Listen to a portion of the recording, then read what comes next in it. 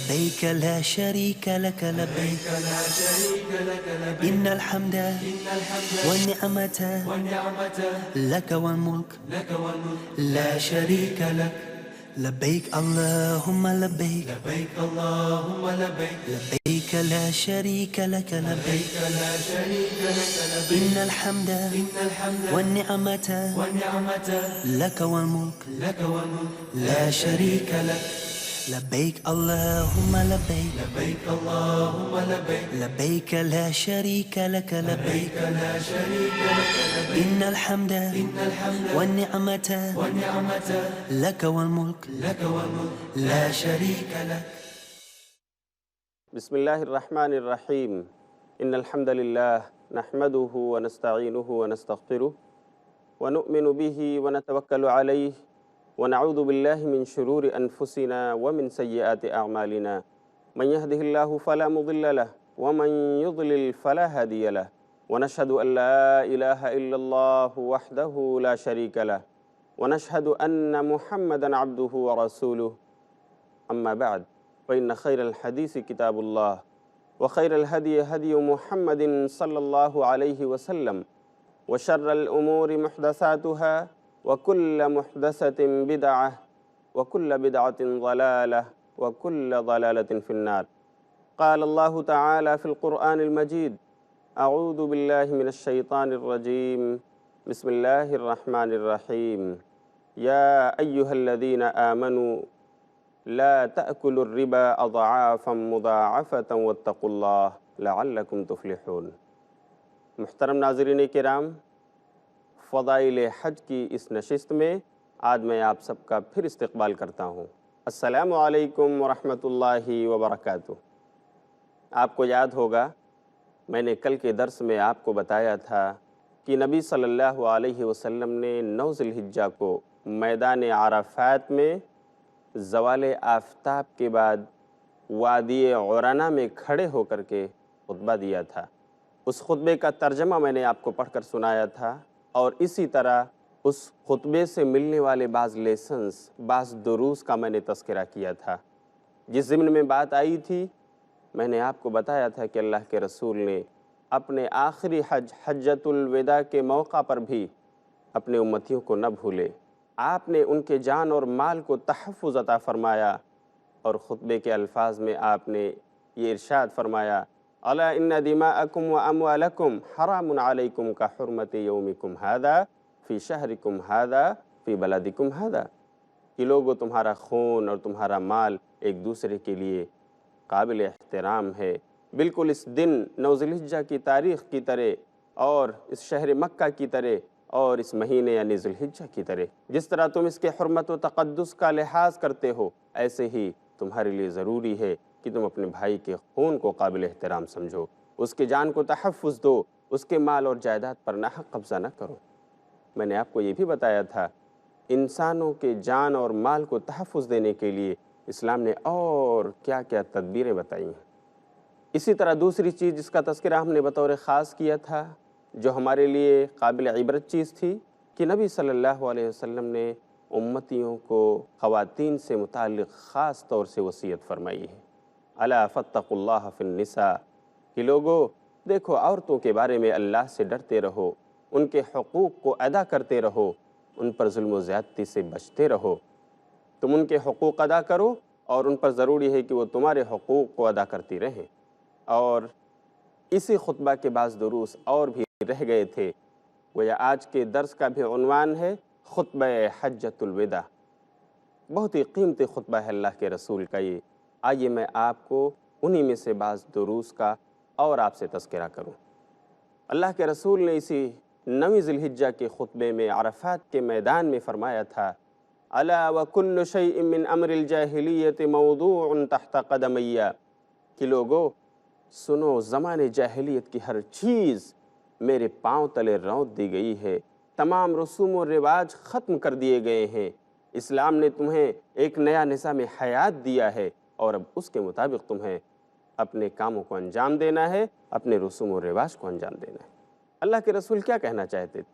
کن رسوم و رواج کی طرف آپ کا اشارہ تھا؟ ناظرین کرام، آپ اسے غور سے سنیں۔ زمانے جاہلیت میں بہت ساری ایسی رسمیں ایجاد تھیں جس کو اسلام نے سرے سے ختم کر دیا۔ دیکھیے خواتین سے متعلق تو آپ کو وعد البنات کی رسم، بیٹیوں کو زندہ درگور کرنے کی رسم ملے گی۔ بچیوں کو، لڑکیوں کو اور بیٹیوں کو اس روئے زمین پر زندہ رہنے کا حق نہیں تھا۔ زمانے جاہلیت کا یہ حال تھا، لوگ اپنی بچیوں کو اپنے ہاتھوں سے گڑھے کھود کر لے جا کر دفن کر دیا کرتے تھے، انہیں ترس نہیں آتا تھا۔ آئیے میں ایک سچا واقعہ آپ کو حدیث رسول کے حوالے سے سناؤں۔ ایک صحابی رسول جو ابھی ایمان نہیں لائے تھے، اللہ نے ان کو بعد میں اسلام کی دولت اور ایمان کی دولت سے نوازا۔ وہ کہتے ہیں کہ زمانے جاہلیت میں میری ایک بچی تھی، میں ایک صبح اس بچی کو لے کر نکلا اور آبادی سے دور چلا گیا، اور وہاں جا کر میں نے اس بچی کو دفن کرنے کے لیے گڑھے کھودنا شروع کیا۔ میں پھاوڑا چلاتا تھا، گڑھے کھودتا تھا، اور اس کھودنے کے درمیان میرے چہرے اور میرے لباس پر گرد و غبار اٹھ جایا کرتے تھے، گرد و غبار اور میل آ جایا کرتی تھی۔ میری بچی آ کر کے میرے گرد و غبار کو جھاڑتی، ابو آپ کا کپڑا میلا ہو رہا ہے، ابو آپ کے سر پر، آپ کے چہرے پر دھول آ رہی ہے، اٹ رہی ہے، اور میں گڑھے کو کھود رہا ہوتا تھا۔ یہاں تک کہ جب میں نے گڑھے کو اچھی طرح سے کھود لیا اور اپنی بچی کے قد کے مطابق اس کو میں نے نیچے تک کھود لیا، مکمل کر لیا، تو میں نے اپنی اسی بچی کو، جو بچی مجھے ابو کہہ کر میرے کپڑوں کو جھاڑ رہی تھی، جو میرے اوپر اٹے ہوئے گرد و غبار کو ہٹا رہی تھی، میں نے اپنے اسی بچی کو لے جا کر اسی گڑھے میں ڈال دیا۔ اپنے ہاتھوں سے میں نے اس کو دفن کر دیا۔ میری بچی مجھے ابو اور ابو کی صدائیں لگا رہی تھی، مجھے پکار رہی تھی، لیکن مجھے ذرا بھی ترس نہ آیا۔ یہ تھا زمانے جاہلیت کا رواج۔ اسلام نے آنے کے بعد عورتوں پر احسان کیا۔ ایک طرف بچپن میں اس کو کھیلنے کودنے کا حق دیا، تعلیم و تربیت کا پورا پورا حق دیا، اور دوسری طرف اسے بچی اور بیٹی کے نام سے یاد کیا۔ بالغ ہونے کے بعد اسے کسی کی بیوی کے نام سے یاد کیا اور اس کے حقوق دیے، اور بڑی ہونے کے بعد، بچہ جننے کے بعد اسے قرآن کریم نے، دین اسلام نے ماں کے معزز خطاب سے نوازا کہ یہ بھی عورت ایک ماں بن چکی ہے، جس کے حقوق یہ ہیں کہ اگر بچہ اپنی پوری زندگی اپنے ماں کے ساتھ اچھا سلوک کرتا رہے تو بھی ماں کی اس ایک آہ کا بدلہ اس کی اولاد نہیں چکا سکتی ہے جو اس ماں نے بچے کو جننے کے وقت آہ لگائی تھی۔ یہ ہے اسلام کا درس، جس نے ایک طرف بیٹی تو دوسری طرف بیوی، تیسری طرف ماں اور معزز خاتون کے لقب سے عورتوں کو نوازا ہے۔ اسلام نے زندہ درگور کرنے کی رسم کو فنا کر دیا، لیکن اس کے باوجود آج حجاب وغیرہ کے مسائل کو لے کر لوگ اسلام پر کیچڑ اچھالتے ہیں۔ اس نے خواتین کو حجاب کے قید و بند میں لا کر کے کھڑا کر دیا ہے، اس کو محصور کر دیا ہے، حالانکہ یہ حجاب کسی عورت کے تحفظ کا سب سے بڑا ذریعہ ہے۔ اسی طرح زمانے جاہلیت میں یہ رسم تھی کہ عورتوں کو وراثت کا حق نہیں ملتا تھا۔ عورت اس لائق سمجھی ہی نہیں جاتی تھی کہ ماں باپ کی جائیداد میں اس کو حق ملے۔ صرف نرینہ اولاد جو ہوتی تھی، صرف بیٹے ماں باپ کی جائیداد کے حقدار ہوتے تھے۔ اسلام نے اس رسم کا بھی خاتمہ کیا اور فرمایا للذکر مثل حظ الانثیین، اگر ایک بیٹی اور ایک بیٹا ہے، بیٹے کو اگر 10 روپیہ ملے گا تو اس کے مقابلے بیٹی کو 5 روپیہ اس کا حق ہے، اسے بھی ملنا چاہیے۔ اگر ایک ہی بیٹی کسی ماں باپ کی ہے تو وہ پورے آدھے پراپرٹی کی حقدار ہوگی۔ اگر 2 یا 2 سے زیادہ بیٹیاں ہیں تو وہ 2/3 جائیداد کی حقدار ہوں گی۔ یہ اسلام ہے جس نے خواتین کو وراثت کے حق سے بھی نوازا۔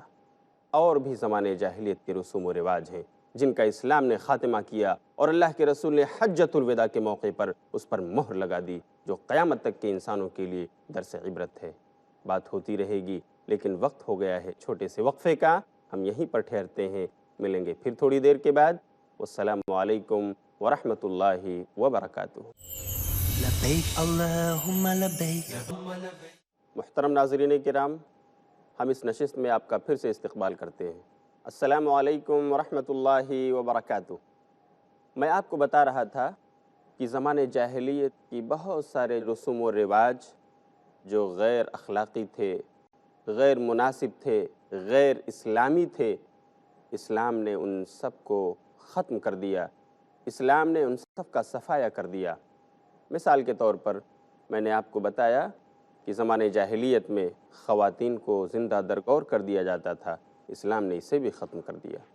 زمانے جاہلیت میں خواتین کو وراثت میں حصہ نہیں دیا جاتا تھا، انہیں اس کا حقدار ہی نہیں سمجھا جاتا تھا، اسلام نے اسے بھی ختم کر دیا اور خواتین کو وراثت کا حقدار بتایا۔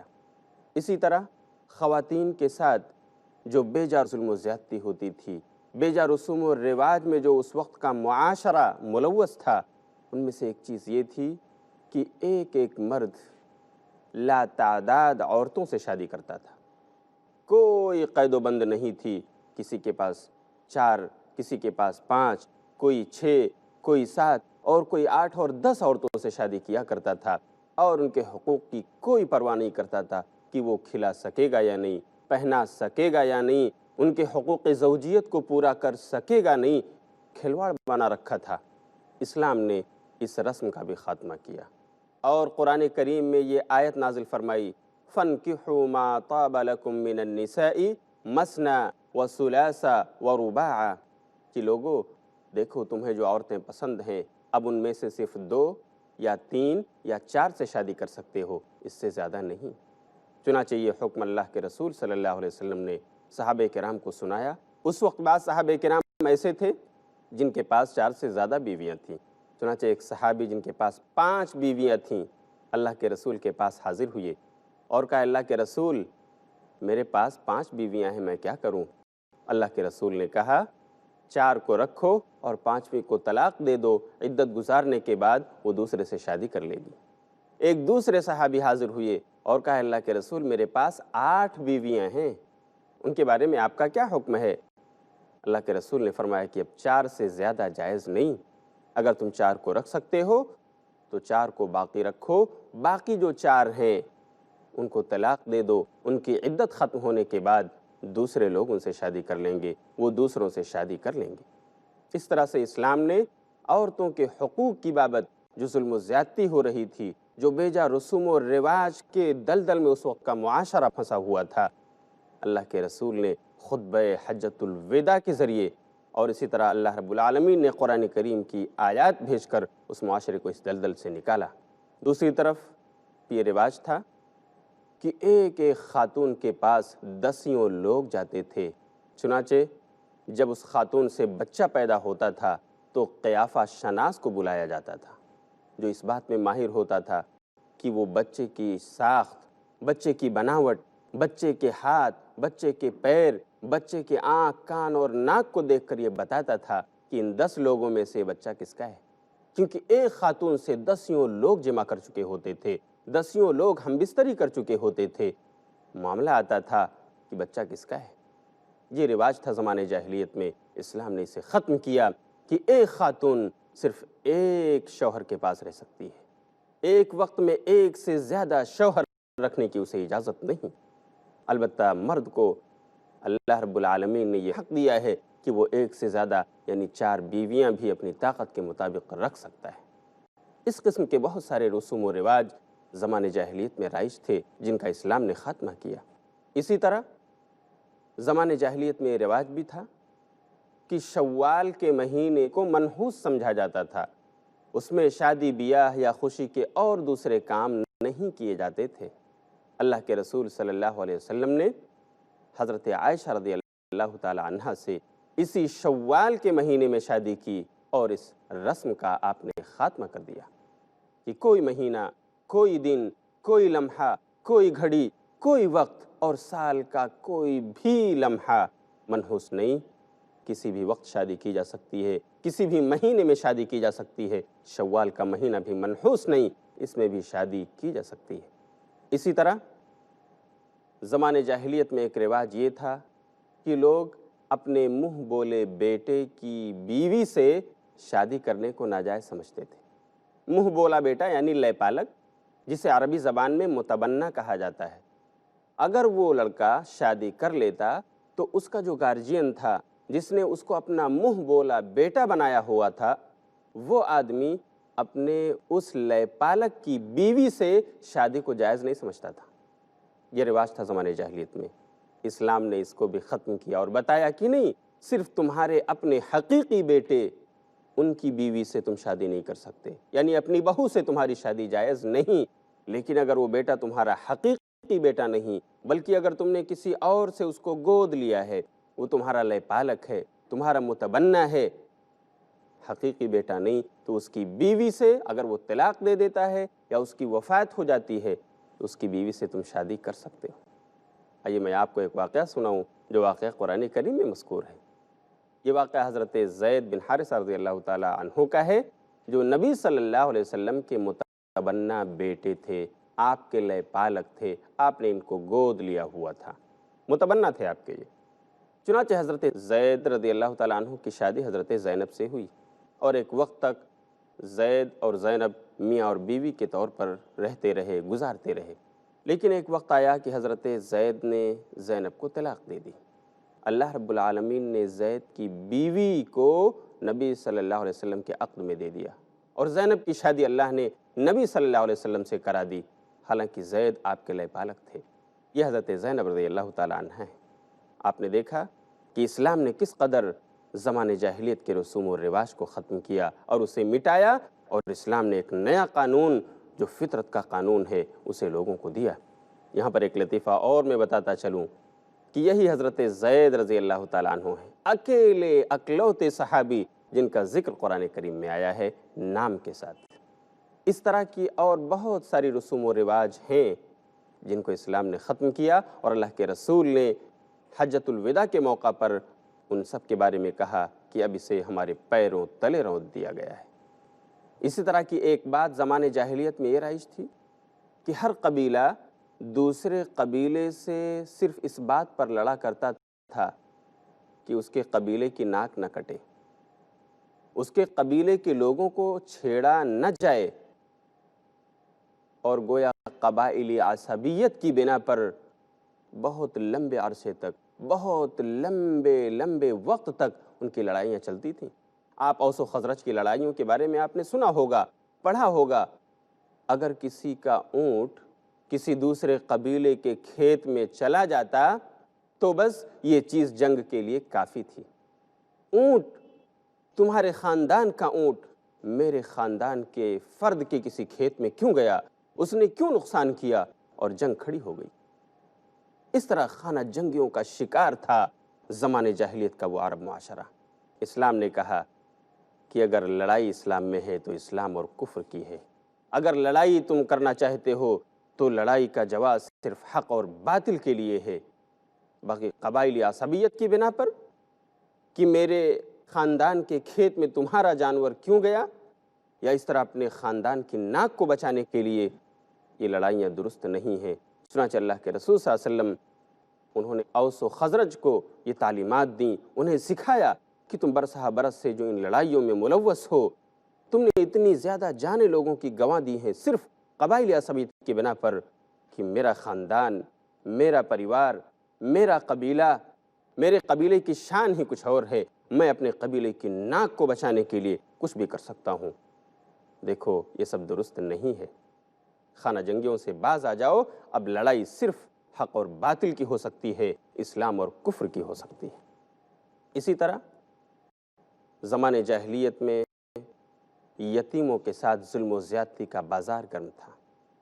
اگر کوئی شخص انتقال کر جاتا اور اس کا بچہ کسی شخص کے ذمے اس کی کفالت میں دیا جاتا، یعنی اس کے وصی کو، جس کو اس کا باپ وصیت کر چکا ہوتا کہ میرے بیٹوں کو دیکھنا، میرے بچوں کی خبرگیری کرنا، میرے مال و جائیداد کو سامنے رکھتے ہوئے اس میں سے تم خرچ کرنا میرے بچوں پر بھی اور اپنے اوپر بھی، تو ایسا شخص ان یتیموں پر بہت ظلم و زیادتی کرتا تھا، ان کو حقوق نہیں دیتا تھا، حتیٰ کہ اس یتیم کے باپ کی جائیداد کو بھی وہ شخص ہڑپ کر جاتا تھا، اور اسے نہ اچھے کپڑے، نہ اچھا کھان پان، نہ اچھی رہائش، ساری چیزوں سے محروم کر دیتا تھا۔ ناحق یتیم کے مال کو ہڑپ کر جاتا تھا انسان۔ زمانے جاہلیت کا بہت بڑا المیہ تھا یہ۔ اسی طرح کا ایک واقعہ علامہ مودودی نے اپنی تفسیر کے اندر سورہ ماعون کی تفسیر کرتے ہوئے علامہ ماوردی کی کتاب اعلام النبوہ کے حوالے سے ایک واقعہ نقل کیا ہے کہ ابو جہل ایک لڑکے کا وصی تھا. ایک شخص انتقال کر گیا اور اس نے اپنے بیٹے کے لیے وصیت کر دی کہ ابو جہل تم میرے بیٹے کو دیکھنا، میرا مال و جائیداد ہے، اس کی حفاظت کرنا. چنانچہ اس انسان کے مرنے کے بعد ابو جہل اس کے بیٹے کا وصی ہو گیا، اس کا کفیل اور ذمہ دار. وہ بچہ یوں ہی زندگی گزارتا رہا، کچھ کھا لیا، کچھ پہن لیا اور بس اتنا کافی تھا. باقی سارا مال و جائیداد ابو جہل کے قبضے میں. ایک بار اس بچے کے پاس پھٹے پرانے کپڑے تھے اس کے جسم پر، لباس پر، جس میں وہ گھوم رہا تھا. وہ ابو جہل کے پاس گیا اور کہا کہ ذرا میرے ابو کے مال میں سے مجھے کچھ دے دیا جائے، میں کپڑا بنوا لوں، یا میرے لیے کچھ بنوا دیجئے، میرے کپڑے پھٹ چکے ہیں، میں چیتھڑوں میں گھوم رہا ہوں. ابو جہل نے اس کو دھتکار دیا، جا تیرے باپ کا کیا ہے ادھر، کچھ نہیں ملے گا تجھ کو. اس قسم کی پھٹکار ابو جہل نے سنائی. چنانچہ وہ بچہ ادھر سے نکلا. راستے میں کچھ اور کفار و مشرکین بیٹھے ہوئے تھے، انہوں نے اس بچے پر ہنسنا شروع کیا، لیکن وہ بچہ تھا، لوگوں کے اس مسخرے پن کو نہیں سمجھ سکا، اور انہوں نے مذاق کرتے ہوئے اس بچے سے کہا کہ جا محمد کے پاس جا صلی اللہ علیہ وسلم، وہ تجھے تیرا حق دلائیں گے. چنانچہ اس بچے کے سمجھ میں بات آ گئی، حالانکہ یہ مذاق کیا تھا ان لوگوں نے، پھر بھی وہ بچہ نبی صلی اللہ علیہ وسلم کے پاس گیا، ڈھونڈتے ہوئے پہنچا اور کہا کہ میرے ساتھ ایسا ایسا سلوک کیا گیا ہے، میرے باپ کی جائیداد ابو جہل کے پاس ہے، لیکن وہ مجھے کپڑا نہیں سلاتے، نہیں دیتے، میں انہیں چیتھڑوں میں گھوم رہا ہوں. چنانچہ اللہ کے رسول نے فوراً اس بچے کو لیا، اس پہ دست شفقت رکھی، اور آپ اس کو لے کر ابو جہل کے گھر پہنچے. آپ نے اس کے دروازے کو نوک کیا، دستک دی. ابو جہل نکلا. اللہ کے رسول نے اس کو رعب دارانہ انداز میں کہا، ابو جہل، اس بچے کے وصی تم ہو، اس بچے کے باپ کی جائیداد تمہارے پاس ہے، اسے لے کر کے آؤ، واپس کرو اس کو. تم اگر اس کو کپڑا تک نہیں سلا سکتے ہو، اس کے حقوق تک نہیں دے سکتے ہو، تم اس کے حقدار نہیں ہو کہ اس کے باپ کی جائیداد تمہارے ہاتھ میں ہو. ابو جہل پر ایسا رعب طاری ہوا کہ اس نے فوراً اس کے باپ کی جو جائیداد تھی، جو پراپرٹی تھی، وہ لا کر رکھ دیا. ناظرین کرام، دیکھا آپ نے یتیموں کے ساتھ کیسی ظلم و زیادتی ہوتی تھی. اسلام نے ان کو حقوق دیے اور کہا کہ جو ان کا ذمہ دار ہو اسے چاہیے کہ بھلے طور سے وہ ان یتیموں کو رکھے، اور اگر وہ غریب ہے تو ان یتیموں کے مال میں سے تھوڑا بہت کھا سکتا ہے، لیکن ظلم و زیادتی کرتے ہوئے نہیں، معروف طریقے کے ساتھ. اور جو مالدار ہے، بے نیاز ہے، اسے چاہیے کہ یتیموں کے مال و پراپرٹی کی حفاظت کرے، وہ ضائع نہ ہو، یہاں تک کہ جب یتیم جوان ہو جائے، جوانی کی دہلیز پر قدم رکھ دے، تب پھر یہ مال ان کو حوالے کر دیا جائے. یہ ہیں زمانے جاہلیت کے رسوم و رواج جن کا اسلام نے خاتمہ کیا. اور بھی کچھ باتیں ہیں جس کو میں انشاءاللہ اگلے درس میں آپ سے بیان کروں گا، اسی خطبہ حجۃ الوداع کو لے کر. تب تک کے لیے آپ ہمیں اجازت دیجیے اور دیکھتے رہیے فضائل حج. وآخر دعوانا ان الحمدللہ رب العالمین، والسلام علیکم ورحمۃ اللہ وبرکاتہ.